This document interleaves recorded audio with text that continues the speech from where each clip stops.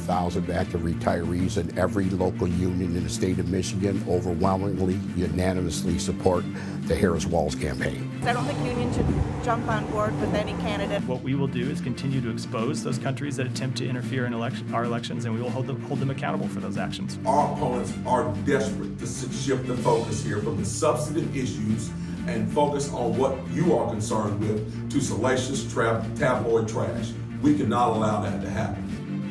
Hello, I'm Robert Costa in Washington. Welcome to America Decides. Former President Donald Trump is in Washington tonight after last night's rally on New York's Long Island. He's taking part in a Fighting Anti-Semitism in America event and addressing the Israeli-American Council's National Summit. Vice President Kamala Harris campaigning in Detroit with Oprah Winfrey for a Unite for America live streaming rally. And with just 47 days to go until Election Day, a new poll from the New York Times has the candidates tied in a nationwide survey of likely voters. Joining us now, Torian Small and Caitlin Huey-Burns. Great to have you both here. Let's begin, Torian, with this controversy in North Carolina. There's a fallout over a CNN report. Mark Robinson, the lieutenant governor of the state, facing allegations of misconduct on an adult website. How is this playing out in your latest reporting? Yeah, no response yet from the Trump-Vance campaign on this reporting, but sources within the GOP tell me that this is obviously devastating. I've been reaching out to sources all day just to get their reaction to this, and this is something that could pretty much impact the fate of this race. This is a must-win state for the Trump campaign. This is a very significant race at the top of the ticket, obviously, after the presidential race. But the allegations or the things that were unearthed in these forum posts is definitely damaging to Mark Robinson. We did see a response from North Carolina's Democratic Party. The chairperson there said that this is not a surprise to voters. She said Mark Robinson has showed who he was before, and this is just another example of that. Caitlin, this is a breaking story. We're still doing our reporting here at CBS News about these allegations against Mark Robinson running for governor, as Torian said, in North Carolina, such a crucial state. He has been backed repeatedly by former President Donald Trump, the Republican nominee. Let's listen to what Trump has had to say in the past about Robinson. This is Martin Luther King on steroids, okay? Now, I told that to Mark. I said, I think you're better than Martin Luther King. I think you are Martin Luther King times 2. Caitlin, we know we're still trying to figure out exactly what we know, but we do know that CNN is reporting that Mark Robinson made incendiary comments, allegedly, on an adult website about race, about sex, about politics, and about myriad other topics. What are you hearing among your sources about this unfolding story? Well, Bob, about a month ago, I was covering a Trump rally in Asheville, North Carolina, and one of the speakers that was in line to introduce Donald Trump was Mark Robinson. And out of all of the speakers that were there that day, he got the biggest applause from the crowd, with the exception of that for Donald Trump. More excitement for him than there was for the sitting senator there, Ted Budd. So that just goes to show that the kind of Trump base has been really revved up by and for Robinson, at least in that setting. He has campaigned for Donald Trump. He has appeared with Donald Trump, but they haven't been kind of polling at the same level. North Carolina is a battleground state this time around. Republicans have been winning it for a while now, and Democrats have seen it as a key battleground. But Donald Trump has been running ahead of Robinson in the polls. Robinson has been behind Josh Stein, the Democratic candidate there. So Robinson was really hoping for coattails from Donald Trump in that state, instead of the other way around.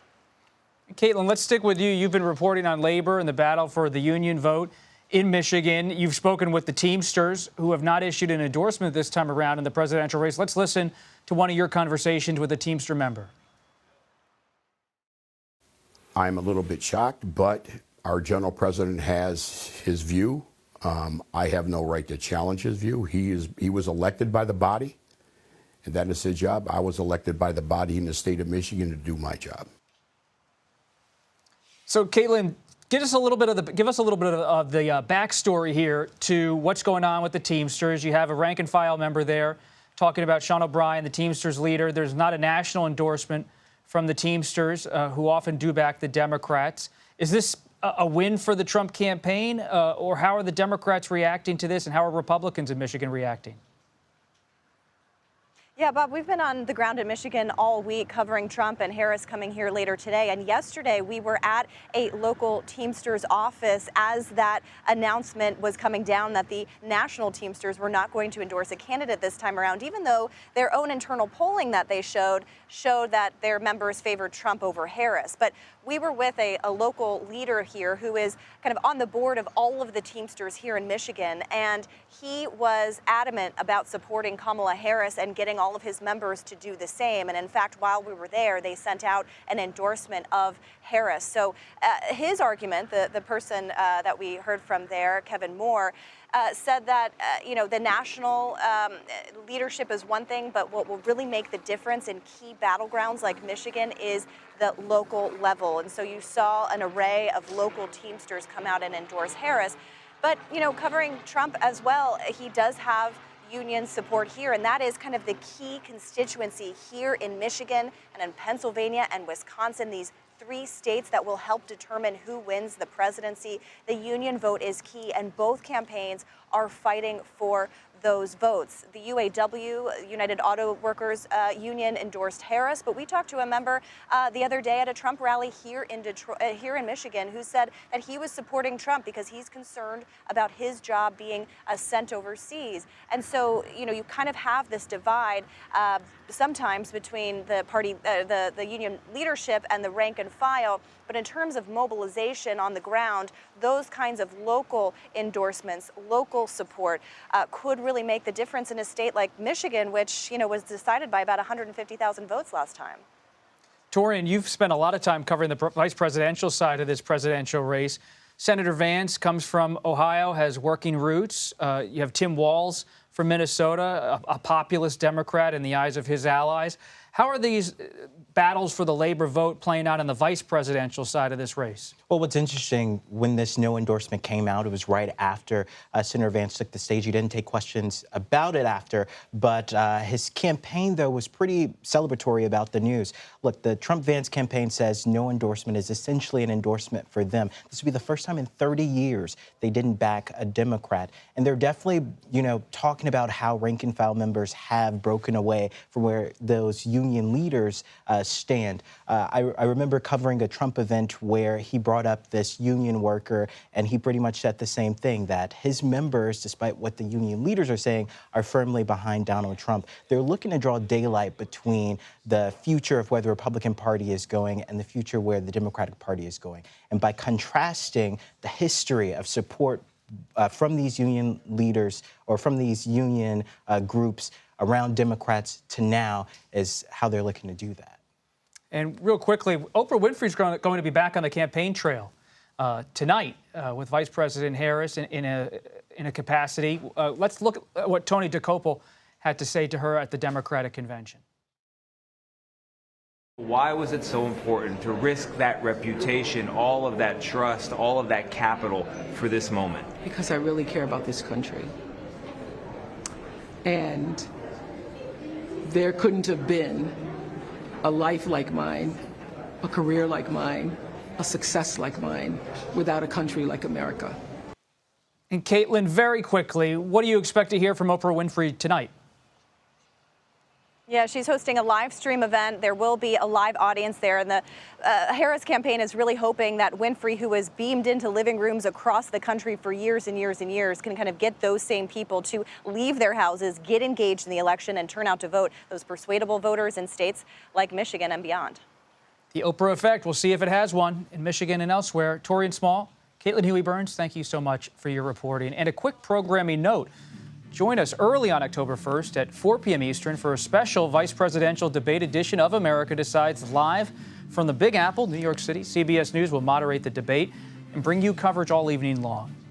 Meanwhile, an Alaska man who threatened to assassinate 6 members of the Supreme Court has been arrested. The Justice Department says the man allegedly sent more than 465 messages through the Supreme Court's public website. many of them violent, racist. The indictment did not say who on the high court might have been targeted, but he faces 9 counts of making threats against a federal judge and additional charges. He has pleaded not guilty. Those are not the words of Mark Robinson. You know my words. You know my character. We talked a little bit about that breaking news. North Carolina gubernatorial candidate Republican Mark Robinson responding to allegations of disturbing comments. Inside that latest reporting and the fallout, you're streaming America Decides. You know that I have been completely transparent in this race and before. Clarence Thomas famously once said he was the victim of a high-tech lynching. Well, it looks like Mark Robinson is too. This story is moving fast. We talked about it at the top of the show. That was Republican nominee for North Carolina's gubernatorial position, Mark Robinson, trying to get out ahead of this bombshell CNN report. Among the findings from that network, that he made a series of comments allegedly on an adult website more than a decade ago. The alleged comments were explosive on politics, sex, race. Let's bring in Donna King for more. She's the editor-in-chief for the Carolina Journal. Thanks for being with us. So you're down there in North Carolina following this story. How big is it politically, and what matters here? Absolutely. It is a huge story. One of the things that really set Mark Robinson apart from the very beginning of his political career, which was only, 2017, 2018, is that he gave voice to a lot of really frustrated Republicans in North Carolina. North Carolina is a purple state, but in reality, it's very, very red and very, very blue in the urban areas. So he really hit a nerve with Republicans in North Carolina.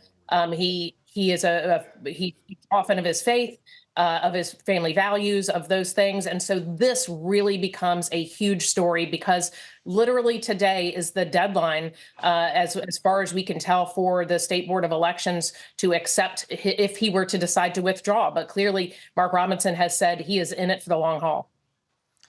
What do you make of his response so far, having covered him? Sure. Well, we've covered him for a long time since he first emerged on our political scene here in North Carolina. I think that the response, the video that we've seen come out this afternoon is pretty consistent with the approach he's taken to a lot of what's turned into scandals coming out over the last few months. It seems like death by 1,000 cuts. There seems to be a new thing brewing every few weeks. He's, of course, saying that this is a plant by his opponent, our Attorney General Josh Stein. But I think that what we're seeing now is pretty consistent with the persona that he's put forward in this campaign throughout. Is there any pressure at this moment from North Carolina Republicans, different lawmakers in the state?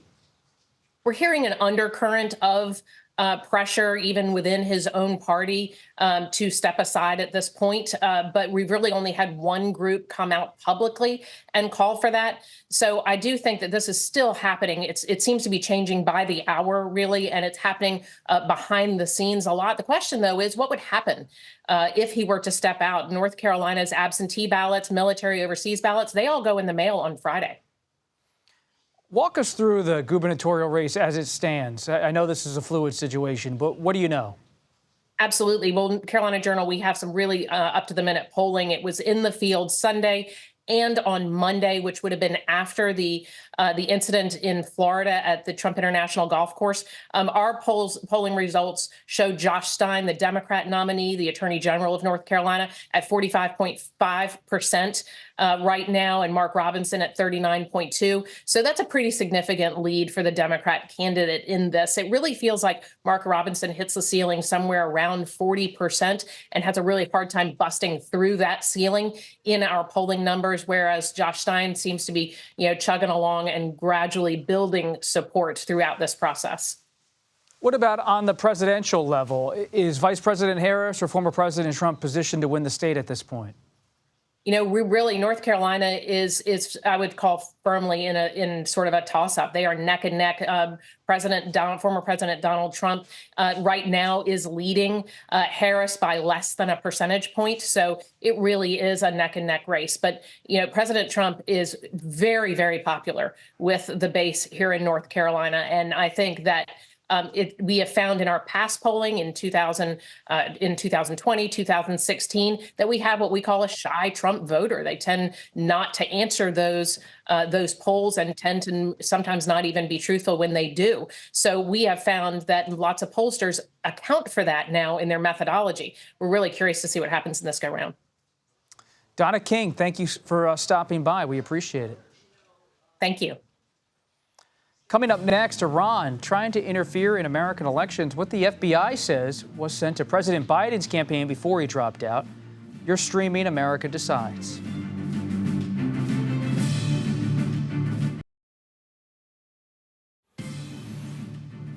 Federal officials are accusing Iranian hackers of sending information stolen from the Trump campaign to the Biden campaign in an effort to interfere with the 2024 election.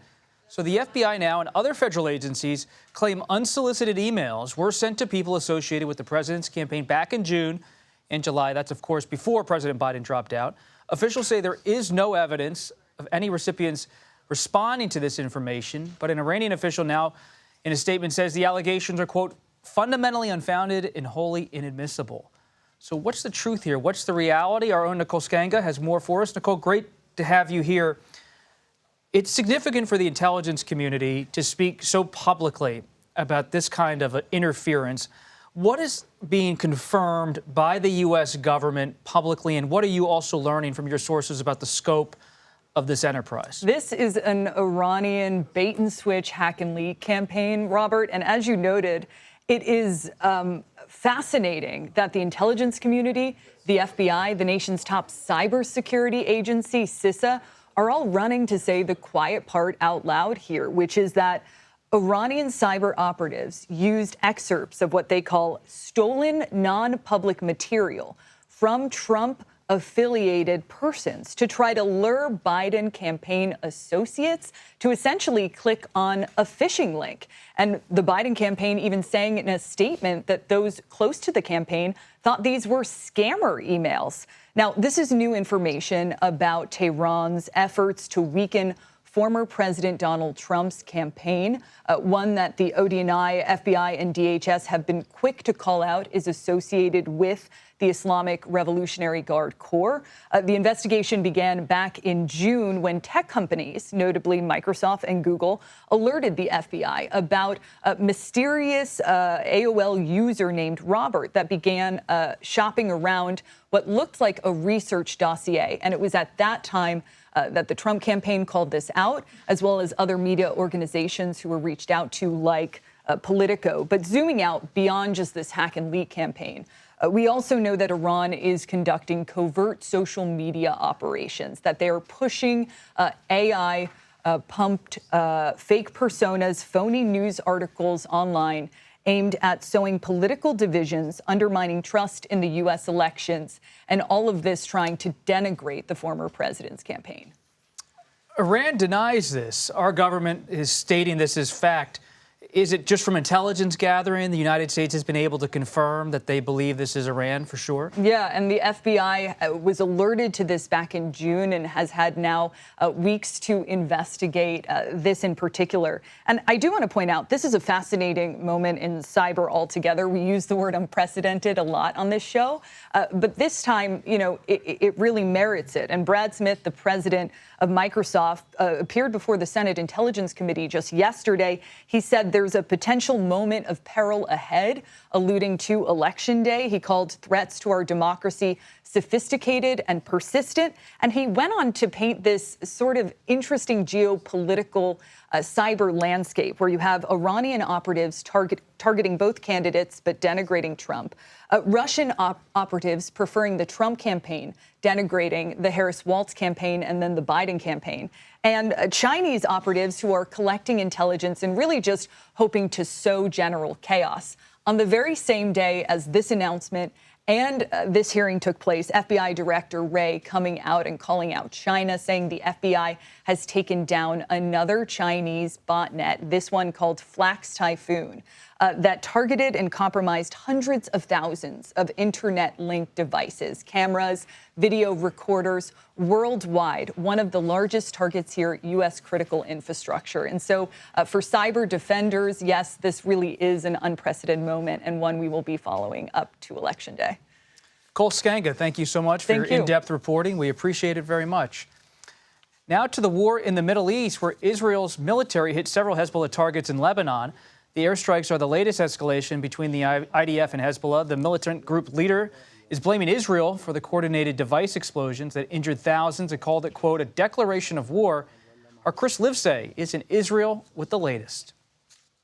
Well, the Israeli defense minister said today the center of gravity is shifting to the north, that is, away from Hamas in Gaza and towards Hezbollah in Lebanon. And here's some reasons why. In Metula, that's Israel's northernmost village, homes are ablaze after Hezbollah began bombarding it with rockets. And not far away, 2 Israeli soldiers were killed. The same evening, Israel says it struck dozens of Hezbollah targets, including rocket launchers and weapons depots. Remember, Hezbollah began attacking northern Israel the day after the October 7 massacre carried out by Hamas in solidarity. Both groups are backed by Iran. And since then, tens of thousands of Israelis have been displaced from their homes amid the fierce exchange of fire. And just this week, Prime Minister Benjamin Netanyahu said securing this area is now one of the country's official war aims. Now, so far, we haven't seen the same kind of mobilization we witnessed in the run-up to the invasion of Gaza. No tanks or armored personnel carriers lining the highways. But keep in mind, Israel was taken completely by surprise when Hamas attacked nearly a year ago, whereas here in the north, it's already been bracing for war with Hezbollah for years. Chris Livesay, CBS News, Haifa, Israel. A new poll is giving Vice President Kamala Harris the edge in a key battleground state. Our political panel, it's a great one. We'll dig into those numbers coming up next. You're streaming America Decides.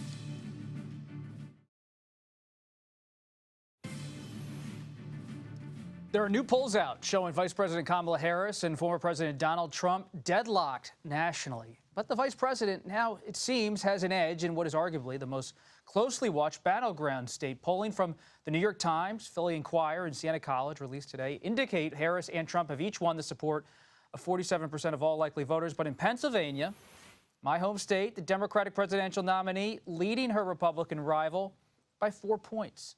Kadia Goba and Finn Gomez join us now. Kadia is a politics reporter for Semaphore. Finn is our CBS News political director. Great to have you both here. I want to begin with you, Kadia. You just sat down with former Speaker Nancy Pelosi for a Semaphore event yesterday here in Washington, D.C. I'm sure, like most times, you have a conversation with the former Speaker. I'm sure it was a low-key, very muted affair. No news. I'm sure she had some sharp comments about the race. I mean, many Democrats tell me, and she would deny it, that she's effectively one of the key leaders of the Democratic Party, even though she's out of power. She has political capital. What did she have to say about where things stand? Well, she just, doubled down and reiterated the talking points of Democrats. And what was your real read on it?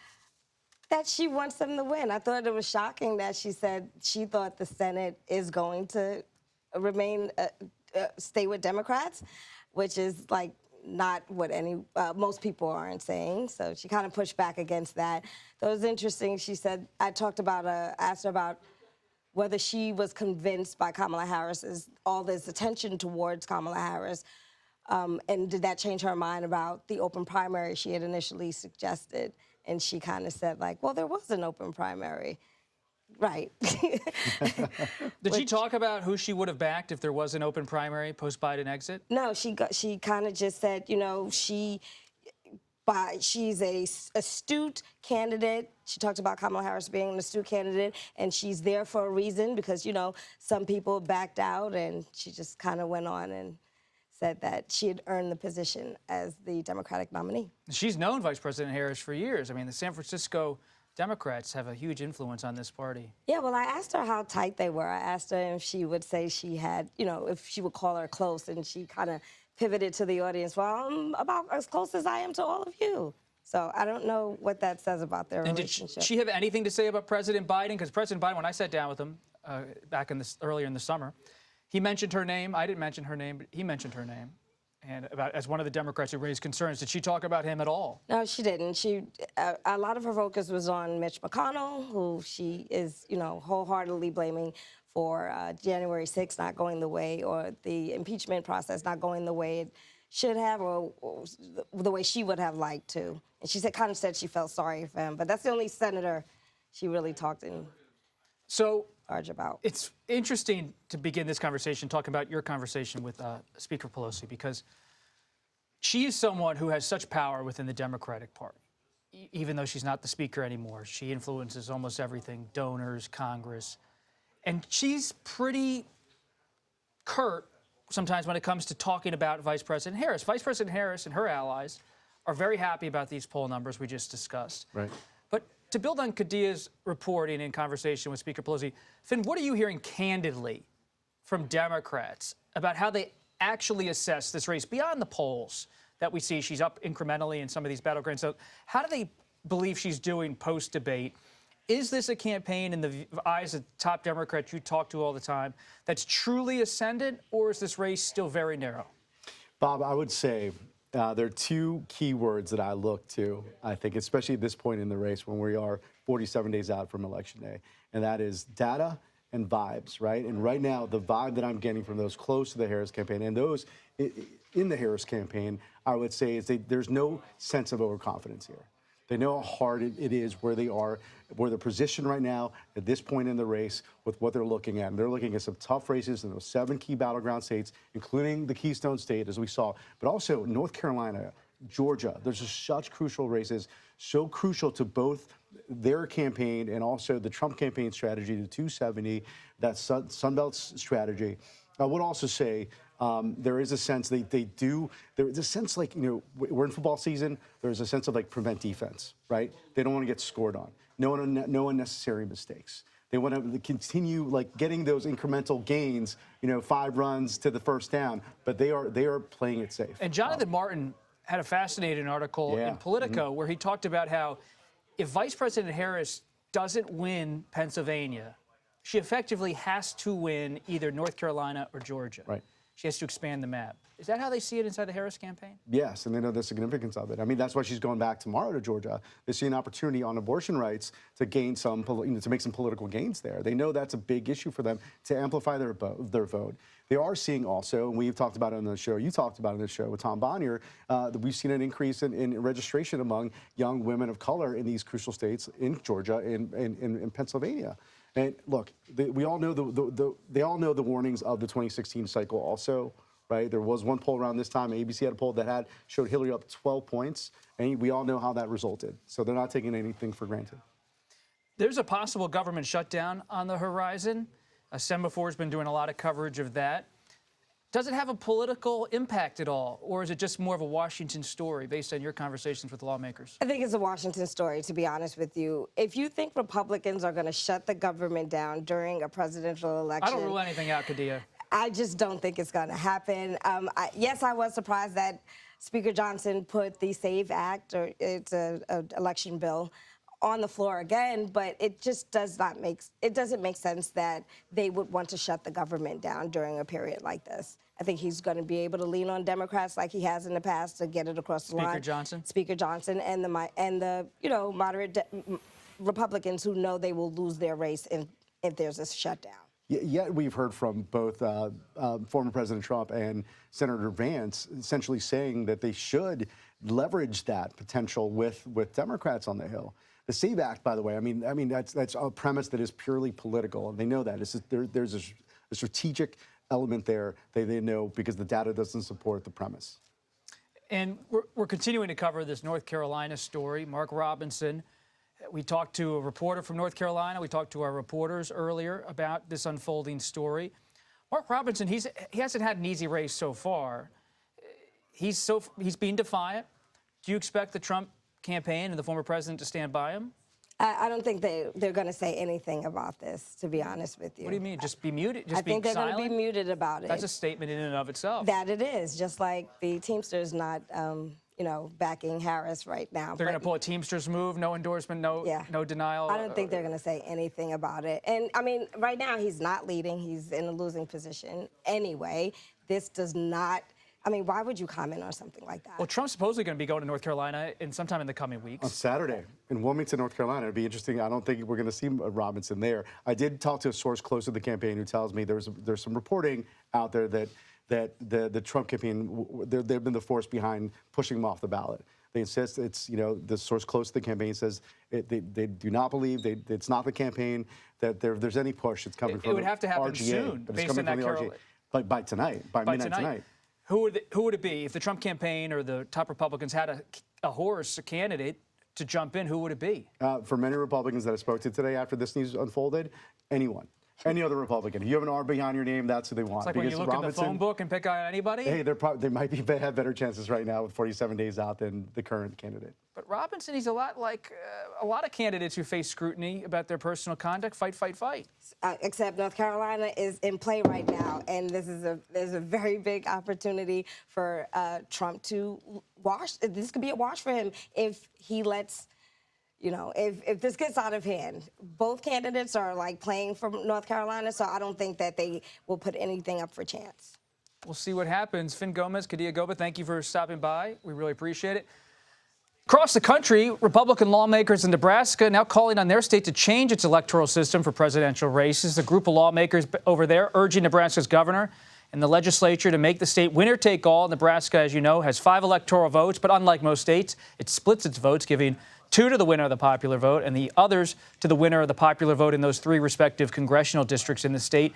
The change would almost certainly give former President Trump an extra electoral vote, if polling's right, in what's expected to be a tight presidential race. And here in Washington, the 3 black women behind NASA's Hidden Figures, great film, were honored with congressional gold medals on Capitol Hill Wednesday. Speaker Johnson presented the award to the families of Katherine Johnson, Dorothy Vaughan, and Mary Jackson. A 4th woman, Christine Darden, was honored for her work as an engineer working on space issues. Their work helped to get the first American astronaut to orbit the Earth. Another medal was symbolically presented to all of those whose contributions to NASA might have went unrecognized during that period of racism and segregation back in the 1950s and 60s, where it was unrecognized. No longer Hidden Figures, now congressional gold medal winners. Meanwhile, as early voting gets set to begin, what's being done to protect your vote? We'll speak to the head of the U.S. Election Assistance Committee. You're streaming America Decides.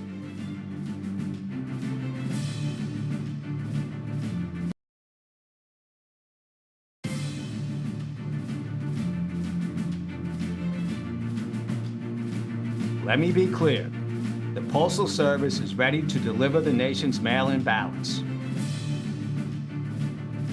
The U.S. Postal Service insisting they're ready for this coming flood of mail-in ballots, despite concerns raised by some election officials throughout the country. Many Americans, as you know, will soon be able to cast their votes, including those in Wisconsin, where absentee ballots have now been sent out to those who requested them. To discuss all of this, we've brought in head of the U.S. Election Assistance Committee, Commissioner Ben Hovland. Excuse me, sir. We appreciate it. Unanimously confirmed by the Senate, a nonpartisan figure. But this is a tricky issue. I mean, usually your work, this commission's been around for about 2 decades, is low profile, but now it's as high a profile as you could ever be. So how are you navigating all of the issues out in the states, these concerns about mail-in ballots, about the security of the elections? What are you doing to assist voters and reassure people about integrity of the electoral system? The Election Assistance Commission was set up to be what I call a customer service agency, because our state and local election officials run elections all across the country. And so we support them in any way we can. But now, 47 days out, the election is here.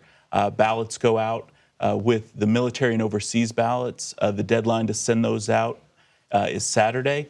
So ballots will be mailed out all across the country. And so at this point, we are in the election, and we continue to support the local officials who run our elections. Give me 2 specific examples of things your commission is doing. Well, there have been a number of things we've done. Of course, the information environment that we're in is very challenging. And we know that the best place to go for trusted source information is your state and local election official. And so we've worked on a number of toolkits and resources to help amplify those voices, your state and local officials, the people who run elections in your community, and help them to get that trusted information to you so that you know how to vote, you know how to participate. You know, at this point, again, in the cycle, it's time to get registered to vote. It's time to get your registration updated at your current address. And then it's time to make a plan to vote, to figure out if you're going to vote by mail, early in person, or on election day. And so providing resources to those local officials to get that trusted source information out to their voters. In the wake of the 2020 election, we know many states tinkered with their voting laws to varying degrees. If you're a voter out there in the country, maybe you're in a battleground state, maybe you're not, should you be calling a certain agency nationally, your commission, somewhere in the state, to inquire about what's necessary to vote in terms of identification, if any is required, proof of residency, et cetera? The best source for that information is your local election official. You know, we have how elections are administered across the country varies a little by state. At the end of the day, there are those commonalities. Of course, there's federal law that has to be followed. And then the other big thing is that our elections are transparent. The people who run them are professionals, and they follow the laws of their state. But there really are differences, you know, when early voting starts, if you have to have an excuse to vote by mail or not, and the best place to get that is from your local election official. When you sit back in your office and you look at the map, what keeps you up at night? What worries you? You know, one of the great things about my job is that I get to travel all around the country. I don't even know how many states I've been to this year, but in every one of those, what I see are local election officials who have been working tirelessly to make sure that they're ready for November. And so the confidence that that gives me, seeing that preparation that's gone into it, seeing the work that has gone into ensuring that Americans are able to participate, is something that gives me a lot of confidence in the process. And again, at this point in the cycle, there are things that Americans can do to help out those local election officials. And that's things like I mentioned earlier, getting your registration updated. Vote.gov is a great place to go for that, but also you know, making that plan to vote so you know how you're going to participate. And then just quickly, finally here, are there enough election workers in this country, or are we seeing a gap in some states? You know, at this point, there's still a few jurisdictions, or there are some jurisdictions that have needs, particularly generally your poll workers have a partisan balance. So in some places of the country, one particular party or the other is needed. There's always a need for language assistance in a number of jurisdictions. And so again, the best place to find that out is your local election official. But again, we're going to have about 1 million Americans who will, we say volunteer, but they generally get paid, who will be that frontline customer service face of our democracy. I've done it a number of times, and for anyone who's thinking about it, it's a great experience, and I would encourage them to check out helpamericavote.gov for more information on how to serve as a poll worker, and they can reach out to their local election official. There might still be a chance for this election, but certainly they can get signed up to serve in the future. Commissioner Ben Hovland, we appreciate you stopping by, part of the nonpartisan Federal Commission looking at election assistance. Thanks for being here. Thanks for having me. A lot going on that front. And with less than 2 weeks to go until that debate that we've been talking about, the vice presidential debate, we'll learn more about how Minnesota Governor Tim Walz is preparing for his face-off with JD Vance, the Ohio senator. You're streaming America Decides. Welcome back to America Decides. Vice presidential nominee Governor Tim Walz of Minnesota is preparing to debate Senator JD Vance of Ohio. Here on CBS News, Harris campaign official tells CBS News Transportation Secretary Pete Buttigieg is standing in debate prep for Vance during Walz's time with his advisors. The campaign also says this is an opportunity for the Minnesota governor to express Vice President Harris's vision and share it with the country. Joining us now is Robbie Mook, who was campaign manager for Secretary Hillary Clinton's 2016 presidential campaign. Robbie, great to see you. What are your expectations looking ahead to the vice presidential debate for vice presidential candidate Governor Tim Walz?